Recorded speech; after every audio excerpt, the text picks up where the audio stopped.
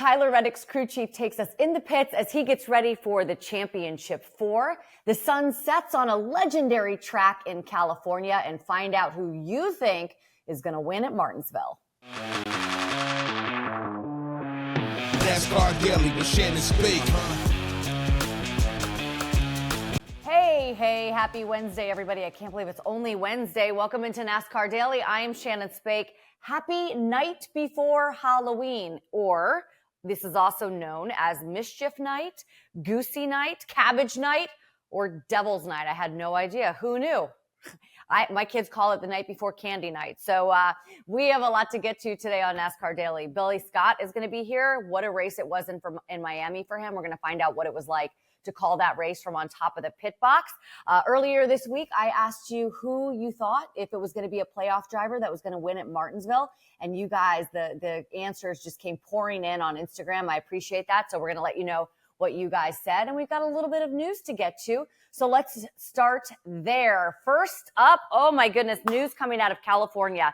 Irwindale Speedway and Drag Strip is going to close at the end of the 2024 season. Don't mind this. This is just the press release. I can't read it. If you can, your eyesight's better than mine. We're going to have a farewell extravaganza, which is set for December 21st.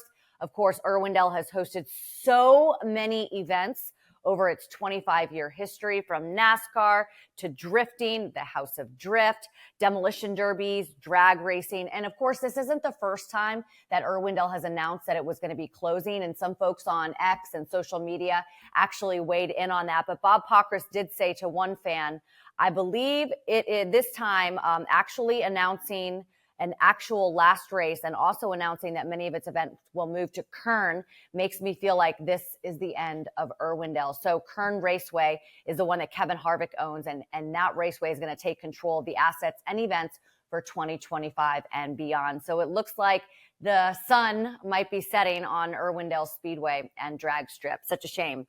Okay, how about this for a little bit of action? We had a tire test in Homestead, but not just any tire test, ladies and gentlemen. This was a wet weather tire test. Yes, wet weather tires on a 1.5 miles. Bob Pockrass twice in one show there, Bobby P. How about that? Wet weather tire test today at Homestead to see them on a 1.5 mile track. More of an exploratory test, nothing planned for use in short term, like at least early next year, but mainly to develop a plan, if there can be one, of what they need to research, develop for intermediates. Wow. So Alex Bowman, John Hunter Nemechek, and Ryan Preece evaluated 4 different types of wet weather tires. And based on the test, they're saying that tires performed well on a damp track. In fact, NASCAR's managing director, Brad Moran, said this is a promising step for future races in wet conditions. Did you think you'd see the day, ladies and gentlemen, when we might have wet weather tires on a 1.5 miles? I never thought we would see wet weather tires at all. I remember covering early races at Montreal and on road courses, and the windshield wipers and it, fogging up inside the car. But this is really cool, and will certainly be something that we will follow, and very exciting to see if we can actually make this happen. Okay, so this weekend in Martinsville, obviously a big race, an elimination race for the Championship 4. As we get ready to take you in the pits, let's take a little bit of information on what pit road will look like. So here it is, courtesy of our friends at Racing Insights. 15 feet are those pit stalls, which is actually third narrowest. And then you have pit road width, which is tied for 4th narrowest. Also some changes to the tires, right? We've been hearing about this. We've got a new tire arrangement. So the right side are actually the option tires from Richmond, and the left side are a softer compound. This is from Brad Moran. He spoke on Sirius XM NASCAR radio. The teams will have 45-minute practice, additional set of tires for practice to get used to this new tire combination. And on that note, let's head out to Billy Scott right now, who joins us this morning. First of all, congratulations on the win. Congratulations on the Championship 4. Really excited for you guys to see what you guys can do. Before we get into all that, just let me clean up the whole tire thing this weekend. I've heard Brad Moran say that we don't really know what to expect. Do you have any idea what to expect? No, actually we don't. Same deal. They've been increasingly going softer and softer on the tires, just trying to build some fall off into it. And I think we've had good success going that direction. So looking forward to what they're bringing to Martinsville. Good thing is that you don't really have to worry about it, do you, Billy? Right. Yes. Much less concerned than most. Okay. So in the media center after the win, I saw that you said, hey, this has not sunk in. What part had not sunk in? The win, the move, the strategy called to get the win? Like, was it all of the above? Yes, exactly. It was all the above. First off, yes, to do the strategy we did in an effort just to do anything we could to increase our chances of winning, and to have that play out, to others' misfortune was shocking enough. And then to still be able to stay out there on old tires, fall back to fourth there on the restart. And then once things kind of equalized a little bit, for him to make the incredible passes he did, and two in the last lap on two of the best out there was still unbelievable. What was your range of emotions like right before that caution came out, right? Where, you guys had stretched it, you had to come down right before that caution comes out. What are sort of your range of emotions? Well, for us, those 20 or so laps between when the field kind of pitted and when we did, we had a lot of time to process stuff. We really had nothing else going on. We're just watching the race, waiting for something to happen. And we kind of come to terms with it. We felt like going into Homestead, we were in a must-win situation.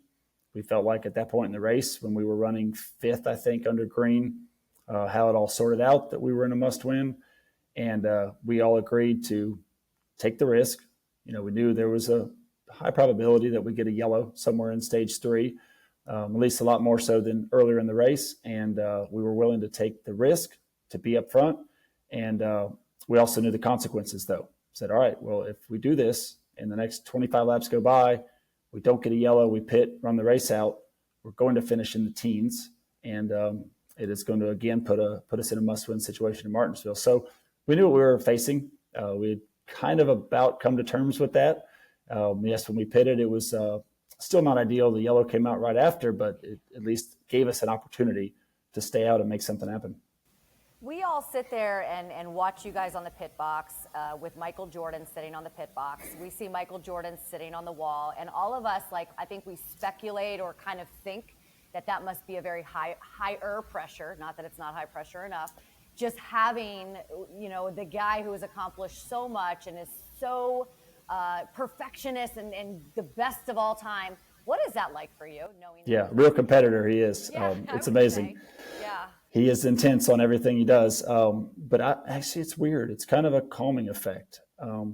He is so in tune and believes in all of us so much and is so vested in this that when he's there, it just makes it feel like, he is, it's a reminder that he is a part of this and that he is in support of us. And it's amazing how much he is in tune with it, how much he's learning about the sport, how much he cares about it, has passion about it. He sometimes comes up with questions that maybe we haven't thought about. So, he is watching the other races that weekend. He watches every week from home if he's not there. And he is very much a part of this team when he is on the pit box. He brings some great insight.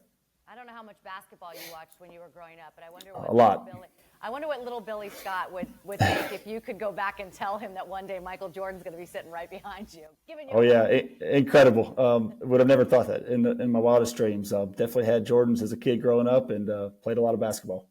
That's so awesome. Okay, so how do your plans for Martinsville change now? Oh, now we've just been able to put a lot more emphasis on Phoenix prep here this week at Airspeed. We still have a lot to fight for there. We want to do anything we can to help learn for the other Toyotas, to help give them some knowledge to get in the Final Four, and to still help Bubba out and get a win on that side for the 23. He was fortunate enough to go up there and test. He didn't run the exact combination of tires we're going to have, but at least got to get a feel for it, run through a lot of items. So still optimistic to go there and have a good weekend overall, but certainly a different point from our team to not have the pressure to go out and worry about points or to need a win. I'll let you go in 1 second, but I would be remiss if I didn't ask you about the move that Tyler made to win the race, right? I heard you say in the media center that move didn't surprise you because you saw what he did in qualifying. Is that true? Well, it didn't surprise me that he went in at the top and sent it that hard with that much entry speed. That's kind of what he did in round 2 in qualifying that we kind of knew was coming.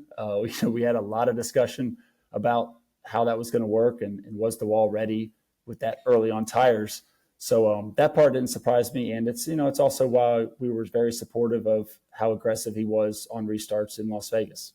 I know we got a lot of criticism about going 3 wide that early in the race with a car that good and stuff. But I mean, these races are so hard to win. Track position is so important, and you have to take control of it any chance you get. And took to the last lap, but that's what he did. Well, it's go time, certainly, and it's go time for you guys to head to Phoenix. So incredibly happy for you. Good luck getting. Thank you so much. For the team and for Michael and for Denny and for everybody. Wishing the best for you. Yep, looking forward to it. Thank you. I think you got to ask yourself if you could go back in time and tell little you about one person that you get to hang out with right now. Who would that be? Story. Certainly for Billy Scott and for that entire team to get to hang with Michael Jordan. How awesome. Okay, before we get going here on a Wednesday, earlier this week, I did ask you guys at home to weigh in on this question on social media. I asked you, will a playoff driver win at Martinsville? You guys are so awesome because I got so many responses and I really, really appreciate it. We didn't have time to do it yesterday during Social Speedway, so we're going to do it today. Most of you guys said yes. Yes, you do believe that a playoff driver is going to win at Martinsville. Blaney, Larson, Elliott, and Denny Hamlin, times Martinsville winner, but hasn't done it since 2015.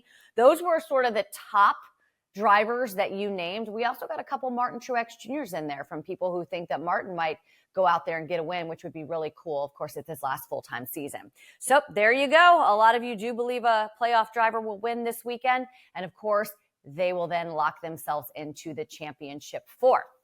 Tomorrow, Erica Davis is here. We have not been doing very well with our bets, but hopefully we can totally redeem ourselves tomorrow. And I hope you guys have a great Wednesday. See you soon. NASCAR Daily with Shannon Spake.